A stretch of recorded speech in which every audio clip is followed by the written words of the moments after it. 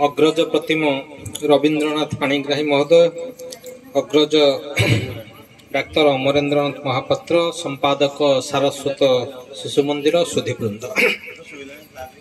प्रकृत में आपण मानकर गरिमामय उपस्थिति भितर से स्निग्ध कोमलता देखिली, स्वागतिका मध्य शुणिली।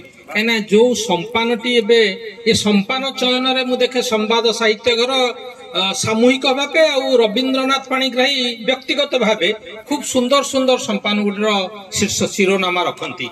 यहाँ जोटा रखिंट वैकुंठ समान है अटे से घर सेटा ये शीर्षकटा आपणार भैल्युबल लगुच आपणार लगुच बोली कि इतने संख्यार कवि कवयित्री माने ताकर कविता आवृत्ति कले आउ किछि बंधु तांकर निजर अनुभूति कथा मध्य कहले। किंतु आजिर ये तात्कालिक समाज रे आमर ये परिवर्तित परिप्रेक्षी ये गोटे निरपेक्ष अनुशीलन मध्य चाहूची। ये शिरोनामाटी केमिति प्रथमे परिवार टिके परिभाषा देखिबा।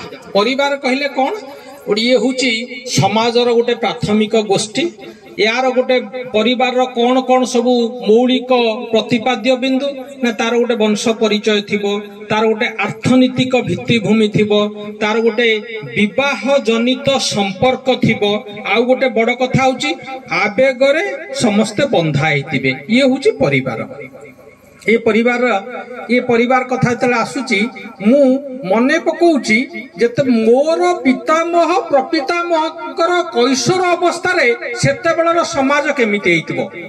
जो घर संपर्क जो कथा कहले घर दीटा दिग, गोटा है आंगिक दिग, आपणक घर आकार प्रकार होची तार आंगिक दिग, आत्मिक दिगटी होची घर सेटा परिवार को सूचौची। ये परिवार माने मु जो कथा कहली जे आपणकर मोर पितामह प्रपितामहंकर कैशोर समय सामाजिक चित्र केमिति थिबो, परिवारटी केमिति थिबो, केमिति थिबो परिवारटी मुख्य माने अर्थनैतिक उपजीव्यटी थिबो कृषि भित्तिक। आउ किछि किछि जो माने शिक्षित होइतिबे से माने शिक्षकता करुथिबे। ये गोटिए कथा हेतिबो। द्वितीय कथाटी हेतिबो जे से परिवारर शिशुर कुतूहल को उत्तर देवा पाई ता जेजे बापा ता जेजे मां पाखरे गोटे परंपरा क्रम रे विपुल ऐश्वर्य भरा कहानी मान थिबो। सेटा सबुठ बड़ कथा। ताकू मु जो कथा गुडी कहूची पुनी तार परिवर्तित परिस्थिति रे तार मध्य टिके टिके समीक्षा करिबी। आउ गोटे कथा कोन हबो ना जो कृषि भित्तिक परिवार रो जिए यौथ परिवार जिए गार्जियन थिबे तांको काम कोन हेतिबो, तांको काम दुई विध। केमिति से वार्षिक गोटे कृषिर खसड़ा प्रस्तुत करते नले से परिवारटी चलिबो केमिति। द्वितीय रे तांकर भूमिका ता सेतिकी भितरे गार्जियनकर भूमिका बा यौथ परिवार अभिभावक भूमिका सीमित नथिबो। कोन हेतिबो से तांको पिला मानकू जे तांकर जेतिकी शिक्षा दीक्षा अछि सेतिकी माध्यम रे ए पिला मानकू संस्कार देइथिबे। ये हला आपण माने चिंता करंतु आपण माने बहु पूर्वर समाजर चित्र परिवार चित्र एमती हेतिबो। जेतेबेले दिवस संध्या हो जाउथबो गोसेई आसुथिबे भागवत गादी की भागवत पढ़िबा पे, से भागवत पढ़ुथिबे तार व्याख्या कोन करूथिबे आ से व्याख्यार अंतस्वर थिबो भल काम कले पुरस्कृत हबु, मंद काम कले दंड पाइबु। एही तो तार माने जो भागवत पढ़ुते भागवत बहुत कथा जगन्नाथ दास लिखिचंदी, किंतु तार अंतस्वर कोन भल काम करिबु पुरस्कृत हबु, समस्ते आदर करिबे, मंद काम करिबु लोकंकर तिरस्कार पाइबु आउ दंडित मध्य हबु। ये कथा गुडा को परवर्ती समय आलोचना करिबु। ये भितरे समयर अवलीला क्रमे या भितर गोटे परिवर्तन आसिला। परिवर्तन कौन आसिला ना जोटा परिवारर मुख्य अर्थनीतिक उपजीव्य थिला सेटा कृषि सहित आउ किछि किछि वृत्ति मध्य जोड़ी हला। भल कथा कहना केवल जे गोटे परिवार बा परिवर्तित समाज केवल कृषि की उपजीव्य करी बंचिबो सेमिति नुहे, अन्यान्य वृत्ति की मध्य संप्रसारित हला। सेथिरे किछि असुविधा नथिला, किंतु असुविधा कौन हला ना जो दिन आपणक पिला अन्य एक वृत्ति पाई विदेश को चली गला, विदेश को चली गला पर्यंत ठीक अच्छी, किंतु जो दिन से कहिला जे मोर ବୃତ୍ତିଗତ ଚାପ ହେତୁ ମୁଁ ସାନପଦର ଗାଁର ଗୋଷ୍ଠୀଗତ ଉତ୍ସବାନୁଷ୍ଠାନ କିମ୍ବା ପାରିବାରିକ ଉତ୍ସବାନୁଷ୍ଠାନରେ ଆଉ ଯୋଗ ଦେଇପାରୁନି। ସମସ୍ୟାଟା ମତେ ଲାଗେ ସେଇ ଜାଗାରେ ଆସିଲା। ଆଉ ତାପରେ କଣ ହେଲା, ଏଠି କଣ ଆସିଲା ନା ଆଗରୁ ଆବେଗ ସ୍ନେହ ଶ୍ରଦ୍ଧା ସମସ୍ତ ପ୍ରକାର ମାନବୀୟ ସମ୍ବେଦନଶୀଳତା ଏ ପରିବାରକୁ ଯୋଡ଼ିଥିଲା। କିନ୍ତୁ ପରବର୍ତ୍ତୀ ସମୟରେ ଏ ଆବେଗ ସମ୍ବେଗ ସମ୍ବେଦନଶୀଳତା ହାତରେ ଆପଣଙ୍କର ଯୋଉ ବୁଦ୍ଧି କାମ କଲା, ସେଇ ବୁଦ୍ଧି ବଳରେ ଆପଣ ବିଦେଶକୁ ବୃତ୍ତି ପାଇଁ ଗଲେ ଯେ ଆଉ ସାନ ପଦରକୁ ଫେରିଲେ ନାହିଁ। ସେଇଠି ଆପଣଙ୍କର ସେଇ ବୁଦ୍ଧିମତାର କରାମତିରେ ଆପଣ ମାନେ ସେଇଠି ଆପଣଙ୍କର ସମସ୍ୟା ଆରମ୍ଭ ହେଲା। ଏ ସବୁ ବର୍ତ୍ତମାନ କଥା ପଡିଲା, ଏଗୁଡାକ ହେଲା କାହିଁକି? ଏଥିରେ କଣ ଖାଲି ପିଲାର ଦୋଷ ଥିଲା, ବାପାଙ୍କର ଦୋଷ ନଥିଲା? ଯୋଉମାନେ ଏ ସମାଜର ଯୋଉମାନେ ନେତୃତ୍ୱ ନଉଥିଲେ ସାମାଜିକ ଆଉ ସାଂସ୍କୃତିକ ପରିପ୍ରେକ୍ଷୀରେ, ତାଙ୍କର କଣ ଭୁଲ ନଥିଲା? ଭୁଲ ଥିଲା। ଭୁଲ କେମିତି ହେଲା? ଏ ଯୋଉ ପ୍ରଥମେ ଆମେ ଗୋଟେ ପିଲାଟିକୁ ତାକୁ ଗୋଟେ ଆମେ ଗୁଳା ଭିତରେ ରଖିଲେ, ତୁ ମୋର ଅହଂ ପ୍ରସୂତ କଳ୍ପନା ପ୍ରସୂତ ଚିନ୍ତାଧାରା ଆଧାରରେ ତୁ ବୃତ୍ତିଟିଏ କରିବୁ। ପିଲାଟା ଭିତରେ କଣ ତାର କଣ ପ୍ରତିବାଦ ଅଛି, ତାର ଆଶା ଆକାଂକ୍ଷା କଣ ଅଛି, ସେ ଦିଗ ପ୍ରତି ନୁହେଁ। ଆପଣ ଯେହେତୁ ସେ ପିଲାର ଅଭିଭାବକ, ତାକୁ କହିଲେ ତୁ ଏଇଟା ହବୁ, ସେ ଆଉ କିଛି ହେଇପାରିଥାନ୍ତା। ଯଦି ସେ ସେଇଟା ହେଲା, ସେ ଆପଣଙ୍କ ପ୍ରଶଂସାର ପାତ୍ର ହେଲା। ଯଦି ତାର ଆଶା ଆକାଂକ୍ଷାକୁ ଚରିତାର୍ଥ କରିବାକୁ ଅନ୍ୟ ବୃତ୍ତିଟିଏ କଲା, ସିଏ ଆପଣଙ୍କ ମନ ଭିତରେ ଗଲା ନାହିଁ।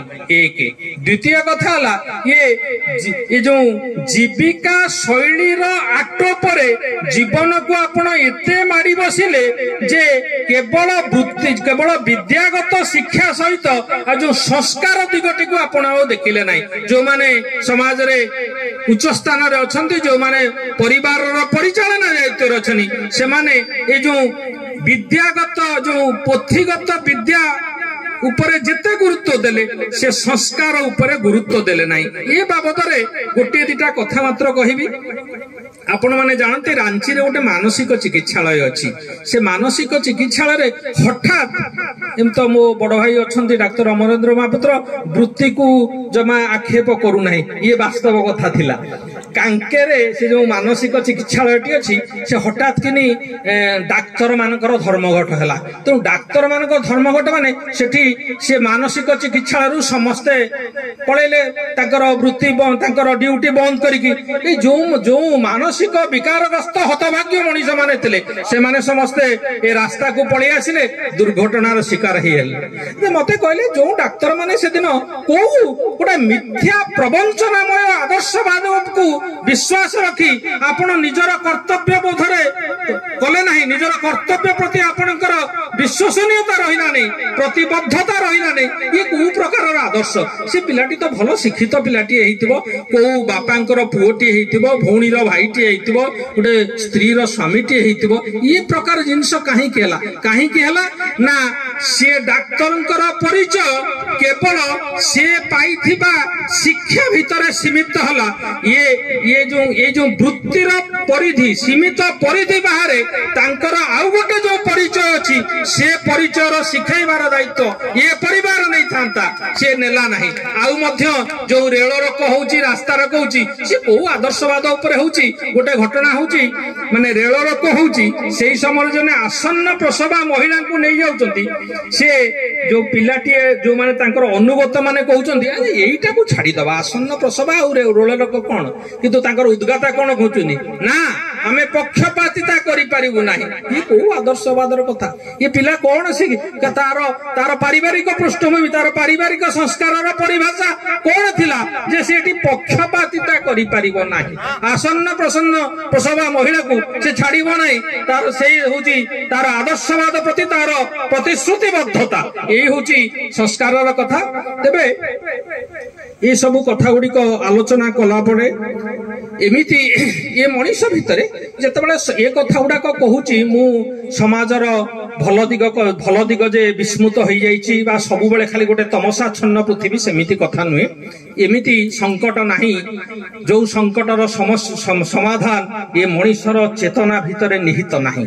ସୁତରାଂ ଆପଣମାନେ ଯୋଉମାନେ ଆଜି ଏ समावेश रे सुधीवृंद अछंती ये जिनस गुड़ाक आपण माने चिंता करिवे जे प्रकृत रे परिवार रे आपण पिला को शिक्षा दीक्षा दियंतु हेले मध्य आपणक परिवार रो बुनियाद आपणक परिवार रो पृष्ठभूमि आउ आपणकर समस्त प्रकार मानवीय गुण विशेष करी आमर सांस्कृतिक परिमंडल जो परंपरा द्वारा एजावत वृद्धिमंत होइछि से कथा गुड़िक महाकाव्य जदि आपण माने आपण मानकर पिला मानकु एई कथा गुड़िक कहंते भागवत गादी तो आउ नाही ताकु सरकार नै गले भागवत गादी सरकार काहे नेले बो बुझी पारे ना किछि ए कथा भागवत गादी सान पदर गोसई माने नेबे आपण माने नेबे सरकार नै कि कम्युनिटी हॉल कोन पई गले से कथा को हमु जणा नै ता भितरे जो भागवतर जो मूल मंत्रटा सी आ भितर हजि गलानी कम्युनिटी हॉल टी ही सत्य एगुडा को सब मिथ्या हो गलानी तेणु जो माने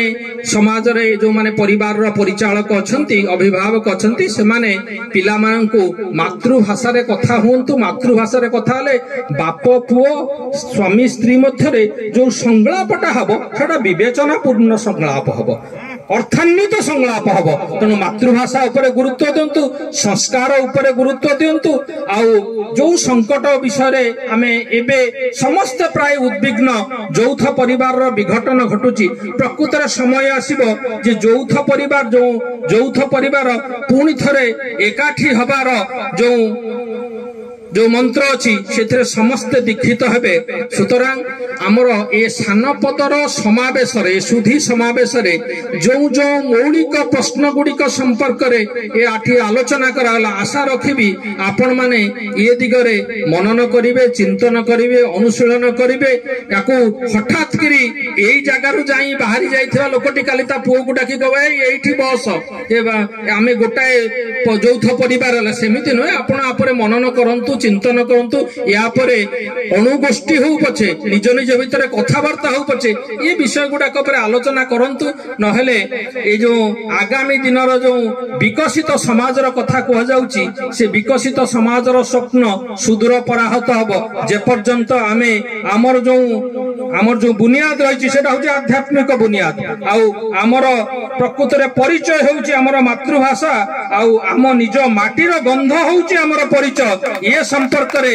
आपण माने मनन करंतु चिंतन करंतु निज निज भितर आलोचना करंतु आगामी काली रो परिभाषा एई सान पदर रो संवाद घर रो संदेश ही दब ये आशा मु आपण मानक पाखु रखुची संवाद साहित्य गुरु को कृतज्ञता जणाउची समस्त को धन्यवाद नमस्कार।